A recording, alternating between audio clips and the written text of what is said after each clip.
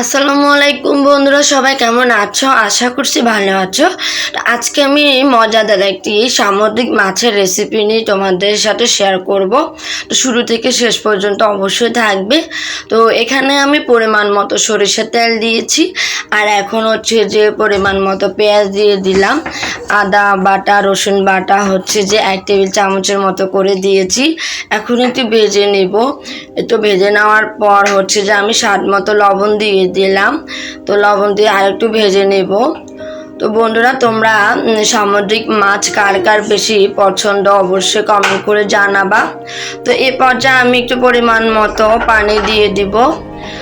পানিটা একটু কম করে দিব, যেহেতু মশলা যেন না পড়ে যায় সেদিকে অবশ্যই খেয়াল রাখতে হবে। তো এখানে আমি 1 চা চামচের মতো করে হলুদ গুঁড়ো, লাল মরিচের গুঁড়ো 1 চা চামচের মতো করে দিয়েছি। তোমরা ঝালটা তোমাদের পছন্দ মতোই নেবা।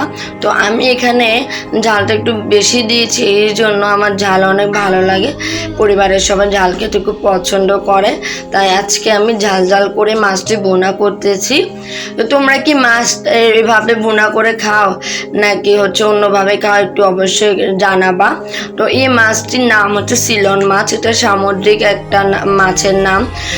তো বন্ধুরা, তোমরা কি এই মাছের নাম কি নামে জানো? আমি তো সিলন মাছ নামে চিনি। তো আমি মাছগুলো দিয়ে দিলাম। মাছগুলো কিন্তু রান্না করতে বেশি একটা সময় লাগে না। তোমরা কিভাবে রান্না করো মাছ এগুলা? আমি এইভাবে রান্না করি। এইভাবে রান্না করলে কিন্তু মাছের টেস্টটা অনেক ভালো হয়।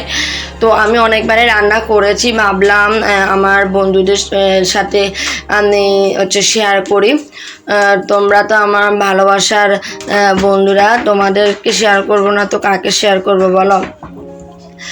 তো আমার ভিডিওগুলো তোমাদের কেমন লাগে অবশ্যই কমেন্ট করে জানাবা। তোমাদের আপু তোমাদের একটা সুন্দর কমেন্টের আশায় বসে থাকে, যখনই দিবা তখনই টপ আনসারটা দিয়ে দেয় আর তোমাদের পরিবারে ঘুরে আসে। তো বন্ধুরা, রান্নাটা কিন্তু হয়ে গেছে। এ পর্যায়ে আমি হচ্ছে কাঁচামরিচগুলো দিয়ে দিলাম। তো বন্ধুরা, তোমরা যদি আমার ভিডিওটি ভালো লাগে অবশ্যই কমেন্ট করে জানাবা। তো বন্ধুরা, এই মাঝে আমি কিন্তু জিরা ভাজাটা দিয়ে দিলাম, ও যে জিরা ভেজে গুঁড়ো করে দিয়েছি, এতে কিন্তু ফ্লেভারটা ভালো আসে। তোমরা চাইলে এখানে ধনিয়া পাতাও দিতে পারো, টমেটো দিতে পারো, কিন্তু আমি একটু অন্যভাবে রান্না করলাম। এভাবে রান্না করলে কিন্তু অনেক মজা লাগে।